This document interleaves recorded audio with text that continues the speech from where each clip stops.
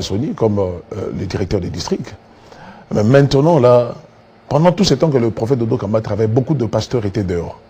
Beaucoup. Beaucoup. Il y avait beaucoup de pasteurs dehors. Les gens, lui, faisait confiance aux gens qui étaient avec lui. Beaucoup de gens qui étaient avec lui ne travaillaient pas. Et il ne l'aidaient pas. Peut-être d'autres personnes venaient pour les intérêts, peut-être matériels, autre chose et tout. Mais il ne travaillait pas. Et aujourd'hui, je crois que lui-même a compris aussi. Tout ce que nous voulons que l'Église du Réveil du Congo, RSC, prenne sa place. Nous sommes 6e confession religieuse. Il faut qu'on se respecte d'abord nous-mêmes. Enfin, qu'on nous respecte. On voit des problèmes en catholique. Nous voyons des problèmes dans notre confession. Pourquoi seulement nous, les pasteurs? Et surtout qu'on souffre de nous-mêmes. Est-ce que le prophète Dodo Kamba qui était là, on lui donnait l'argent? Je ne sais pas, je ne peux pas affirmer, mais je ne pense pas. Mais les gens vont voir peut-être qu'il y a l'argent. La politique ne nous donne pas de l'argent. On souffre nous-mêmes. On se bat nous-mêmes. Alors, nos pères aussi, quelque part, s'il y a un problème, il faut qu'ils sachent comment nous appeler. Comment appeler tout le monde? C'est pour cela que Haut Conseil existe. C'est la raison d'existence du Haut Conseil. À qui profitent ces désordres-là? C'est qui? Ce sont les pères qui entretiennent? Est-ce que c'est du désordre? Je ne sais pas si vous en appelez. Au sein des églises des réveils, il y a une structure qui s'appelle Père des Églises. Non, non, ça n'existait pas. Alors, ça n'existait pas, mais on reconnaît que des pères existent. Oui, mais si on les reconnaît, est-ce que c'est à eux? Parce que si vous voulez dire qu'il y a des pères, mais vous risquez de vous retrouver qu'il y a des évêques qui sont enchaînés par certains caciques ou certaines personnalités. Ou non, les pères, il faut que les pères décident. Mais alors que jusque-là, dans les règlements intérieurs, d'ailleurs vous avez dit que vous détenez les statuts, oui. Dans les statuts de l'RSC, il n'y a pas une part où on parle de pères des églises. Mais on parle de fondateurs. Des fondateurs. Et ce sont eux ces pères-là. Entre autres, il y a le général Sony. Ils jouent quoi comme rôle? Mais d'abord, c'est eux qui amènent l'éthique au sein de l'Église du Réveil, parce que vous connaissez ce qui se passe aujourd'hui. Et ils aident, ils conseillent, et ce sont eux qui prennent aussi des très grandes décisions. Parce que pour ils sont des décisions, de 14. Tous de Kinshasa. Oui, presque. D'autres sont morts. Non, Lambalamba n'est pas dedans. Il n'est pas là. Lambalamba n'est pas, que je salue, il n'est pas parmi des pères quand même. Si on veut parler du Katanga, on parlera de Lukusa.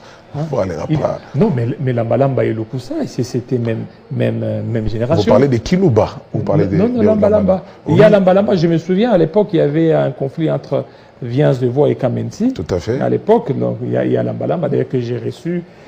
Actuellement, lui aussi, il est évêque. Oui, évêque, voilà.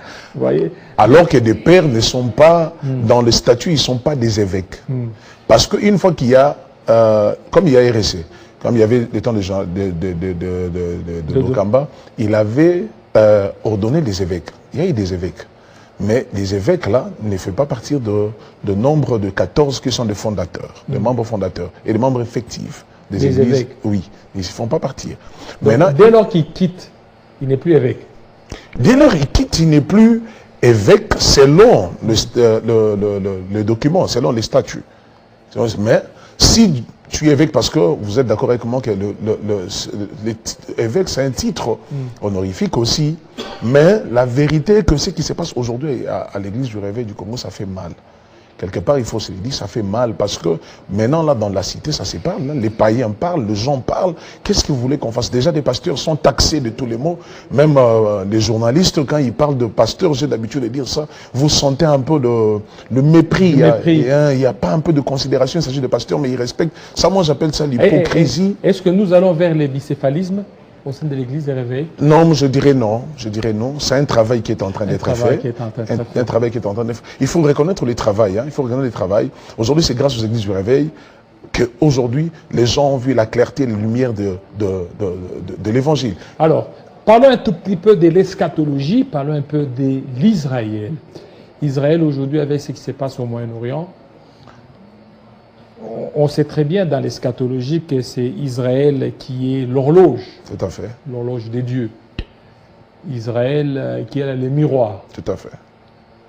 Maintenant, avec ce qui se passe, est-ce que c'est le même Israël?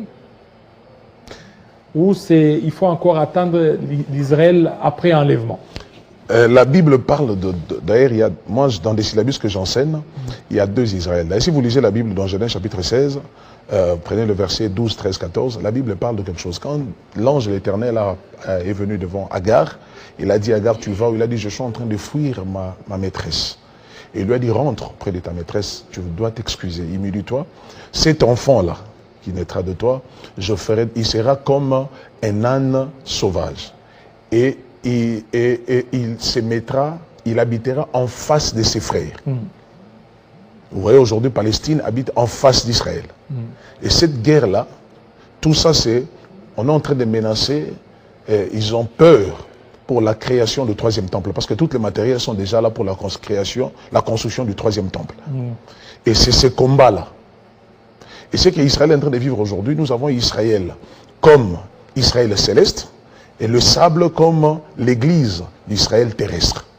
Et ce qui est en train de se passer maintenant, c'est Israël terrestre. L'Israël céleste, c'est moi et toi aussi. Parce que Jésus, quand il parle de son venu pour Israël, ça sera pour la première fois. Pour nous, ça sera la 2e fois. Parce que quand il est venu, nous, on l'avait accepté. La Bible dit, il était venu vers les siens, mais les siens ne l'ont pas reçu. Il a tourné le regard vers la nation, nous. C'est-à-dire que ce qu'Israël est en train de vivre aujourd'hui, c'est prophétique. Et ils sont en train de mourir. De l'autre côté aussi, les gens sont en train de mourir parce que le monde arabe, les frères d'Israël qui étaient Ismaël, les Ammonites, les autres, tous ces côtés-là, leur détermination, il faut les récupérer parce que selon eux, Ismaël, c'est le fils aîné d'Abraham, selon eux, et non selon Dieu. Selon eux, alors ils réclament ça et ils voulaient aussi qu'Israël puisse disparaître dans la carte géographique. Ce qui veut dire c'est prophétique, ce qui se passe actuellement. Ça ne sera pas arrêté. Ça ne sera pas arrêté maintenant parce que ça accomplit ce que le Seigneur avait dit. Même si les États-Unis peuvent tenter tout ce qu'il peut faire aujourd'hui, nous voyons Joe Biden en train de sillonner partout, ça ne marchera pas. Et ça va continuer comme ça. Ça ne pourra pas enclencher la 3e guerre mondiale. Voilà, c'est là où nous sommes en train d'arriver. Est-ce que la 3e guerre mondiale, ça ne fait pas appel à l'Armageddon? Pas totalement, pas tout à fait ça. La 3e guerre mondiale vient sous notre forme par rapport à ce qui est en train de commencer, mais Armageddon viendra par plusieurs signes. On n'a pas le temps vraiment pour expliquer tout ça. Armageddon viendra parce que quand on parle d'Armageddon. Armageddon, là, l'église sera déjà enlevée. Voilà, ça dit qu'on veut parler d'Armageddon, il faut parler d'enlèvement pour qu'il y ait l'apparition de l'Antichrist, pas l'anté, parce que nous avons les antéchrists qui existent déjà, mais il y aura un seul Antichrist. Et selon des recherches, je comprends que même l'Antichrist, c'est fort possible qu'il soit un juif aussi. Et cet Antichrist, quand il entrera dans l'église, il accomplira ce que la Bible parle dans Daniel, où il va s'autoproclamer Dieu au point de cesser les offrandes, les aumônes et s'autoproclamer. C'est là où Israël comprendra que la personne à qui nous avons fait l'alliance avec lui, ce n'était pas lui le Messie qu'on attendait. Et ils vont faire Matthieu 6 pour dire que ton règne vienne. Et c'est où la Bible parle de la grande tribulation. La grande tribulation, où sans la marque tu ne mangeras pas, tu ne vas pas acheter. Et aussi, lui-même aussi, l'agneau, il nous donnera aussi sa marque, la marque qui sera au front. Mais lui aussi, la bête, parce que la Bible dit, sa blessure mortelle fut guérie. Et ce sera guéri après l'enlèvement. Pendant que l'église est encore là, il ne peut pas être là, l'Antichrist. Mais une fois que l'église est enlevée, il sera là. C'est pour cela, aujourd'hui, les gens combattent les églises, ils disent que non, pourquoi les gens demandent des offrandes? Non, les offrandes, nous demandons, ça fait partir de ce que Dieu reconnaît, la présence de Dieu. Voilà, la 3e guerre, est-ce que c'est possible que est-ce que tous les éléments sont réunis pour parler de la 3e guerre? En tout cas, nous sommes déjà en train d'y aller vers là. La 3e guerre? Nous sommes vraiment en train de... Parce que regardez ce qui se passe. Aujourd'hui, l'Égypte soutient Palestine, non? Quelques pays là. Et Poutine était dernièrement ici, il était en Chine, je crois. C'était pour parler de quoi? Quand même qu'on nous a dit autre chose, mais dans les cachettes, il y a autre chose. Et les États-Unis est l'ennemi principal de la Russie. Et alors, une fois que est-ce que la 3e guerre va-t-elle intervenir avant l'enlèvement ou après l'enlèvement? Non, ce qui est sûr, la lire on est en train de voir de choses, la 3e guerre risque d'intervenir avant l'enlèvement. Avant l'enlèvement. Jusque-là, dans la chronologie biblique? Dans la chronologie. Est-ce que dans la chronologie biblique, c'est prévu ainsi? Parce non. Il y a certains qui disent que la 3e guerre va intervenir après l'enlèvement de l'Église. Parce que quand on parle de l'enlèvement de l'Église, Jésus a dit, quand il viendra, il ne nous a pas donné le temps, mais les signes, il a donné. Tous les signes qu'il a donnés, nous sommes en train de vivre ça aujourd'hui. Ce qui veut dire, il viendra comme un voleur, ça peut surprendre. C'est pour ça que j'ai dit, c'est probable que ce soit avant l'enlèvement. avant. Parce que dans la chronologie biblique, la Bible n'a pas réellement précisé. Mais si nous entrons dans les chronos, dans les kairos, dans le temps prophétique, on comprendra aussi que c'est fort possible que ce soit intervenu maintenant. Maintenant, c'est pour ça que la Bible nous demande d'être prêt. D'être prêt dans tout ça. Alors, et la construction du troisième temple interviendra quand? La construction du troisième temple est sûrement qu'une fois que Israël retrouve la place qu'il est en train de chercher et que la place est accordée à Israël, la construction, parce que tous les matériels sont là. Tout est déjà fin prêt et ils attendent que l'accomplissement. C'est là où d'autre côté, ils ne veulent pas, parce qu'ils ont peur par rapport à cette construction du troisième temple. Ça va confirmer réellement la position du Messie. Vous voyez? Donc ces choses, ce sont des signes où l'Église, quand nous prêchons, nous pouvons parler de la prospérité, parler de la bénédiction, oui, mais il faut préparer l'Église. Voilà. Il faut vraiment préparer l'Église, montrer l'Église réellement que le temps où nous avons maintenant, là, Christ est déjà à la porte. C'est à nous de bien préparer et de bien se préparer, de préparer aussi l'Église que le Christ reviendra. Merci. Vous voyez? Merci. Et beaucoup. Si vous allez me permettre, pour terminer, je demande à nos pères des églises du réveil, nous voulons l'unité de l'église, nous voulons la paix. Maintenant là, nous avons déjà vu, vous nous avez présenté déjà Paul David Olangui, il est là, il vient aujourd'hui, moi je le salue là où il est, et du côté du prophète de Dokamba, je demande qu'il y ait vraiment un peu de choses, qu'on mette un peu de l'eau dans le vin. Il ne faut pas que nous donnons l'accès au diable pour que les gens puissent commencer à parler de ça.